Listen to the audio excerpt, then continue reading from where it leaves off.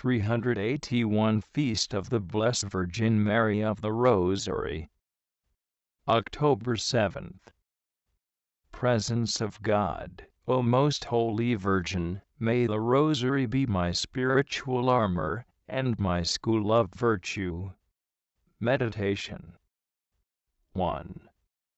Today's feast is a manifestation of gratitude for the great victories won by the Christian people through the power of Mary's Rosary. It is also the most beautiful and authoritative testimony of the value of this prayer. The liturgy of the day is not only a commentary on the Rosary, but an amplification of it, the three hymns of the office as well as the antiphons of matins and lauds, review its different mysteries, the lessons chant its glories, and the continual references to the Virgin, who blossomed, as it were, among the flowers, surrounded by roses and lilies of the valley, are a clear allusion to the mystical crowns of roses which Mary's devoted children weave at her feet when they recite the Rosary. This feast tells us that to honor the Rosary is to honor Mary, for the Rosary is simply a meditation on Our Lady's life, accompanied by the devout recitation of the Hail Mary. It is for this reason that the Church praises this practice, and recommends it so insistently to the faithful. O God, she prays in today's collect, grant that meditating on the mysteries of the Most Holy Rosary of the Blessed Virgin Mary, we may both imitate what they contain and obtain what they promise. The Rosary, if recited well, is both prayer and instruction. Its mysteries tell us that in Mary's life everything is judged in relation to God, her joy and consolation found in all that gives pleasure to God. Her sorrows are, so to speak, the very sorrows of God, who being made man, willed to suffer for the sins of mankind. Mary's only joy is Jesus, to be his mother, to clasp him in her arms, to offer him for the adoration of the world, to contemplate him in the glory of his resurrection, to be united to him in heaven. Mary's unique sorrow is the passion of Jesus, to see him betrayed, scourged, crowned with thorns, and crucified by our sins. This, then, is the first fruit which we must gather from the recitation of the Rosary, to judge all the events of our life according to their relation to God, to rejoice in what gives him pleasure, in what unites us to him, to suffer for sin which separates us from him, and is the cause of the passion and death of Jesus. 2. The second fruit that we should derive from the daily recitation of the Rosary is a penetration into Christ's mysteries by Mary, and with Mary, who opens the door to them for us. The Rosary helps us to penetrate the ineffable grandeurs of the Incarnation, Passion, and glory of Jesus. Who is there who has understood and lived these mysteries as Our Lady did? And who better than she can make us understand them?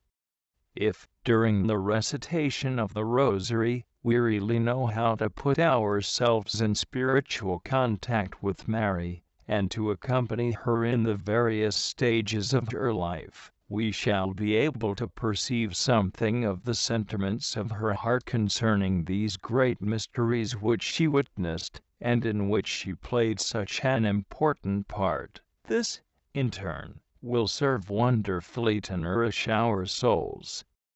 Thus, our Rosary will be transformed into a quarter of an hour's meditation, we might almost say contemplation under Mary's guidance. This is what Mary desires, rather than many rosaries recited with the lips, while the mind wanders in 1,000 directions.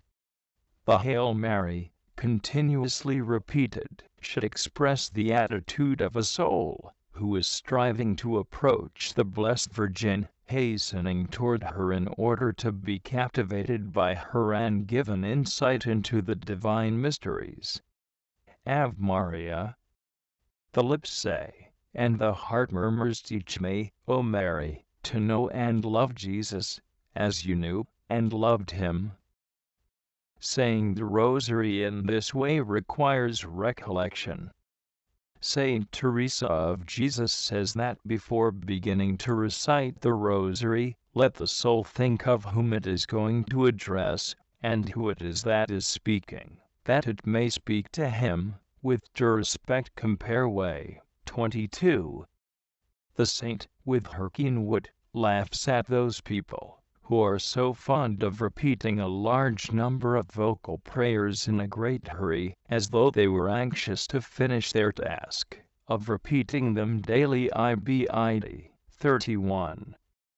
Rosaries recited in this way cannot really nourish our interior life. They will bring little fruit to the soul, and little glory to Mary. On the other hand, if recited with a real spirit of devotion, the Rosary becomes an effective means of cultivating devotion to Mary, and of bringing us into intimacy with Our Lady and her Divine Son. Colloquy. O Mary, just as there is no saint who loves God more than you love him, so we neither have, nor could we have, after God, any one who loves us more than you, our most loving Mother. If it were possible to bring together the love of all mothers for their children, of all wives for their husbands, of all the saints and angels for those who have devotion to them, it would not equal the love you have for one single soul, and, therefore, for my soul too. O Mary, since you love me, make me resemble you. You have all power to change hearts. Take my heart, then, and transform it. Make me a saint, make me your worthy child. Let others ask for what they will: health, riches, worldly advantages. I come to ask you, O Mary, for those things which you yourself desire for me, and which are very dear to your heart. You, who were so humble, obtain for me humility and a love for contempt. You, so patient in the sorrows of this life, obtain for me patience in adversity. You who were filled with love for God, obtain for me the gift of pure, holy love. You were all charity toward your neighbor, obtain for me charity toward all, and especially toward those who are opposed to me. O Mary, you, who are the holiest of all creatures, make me holy. You lack neither love nor power, you can, and you will obtain everything for me. Only my failure to have recourse to you and my want of confidence in your aid can prevent me from receiving your favors. Saint Alphonsus,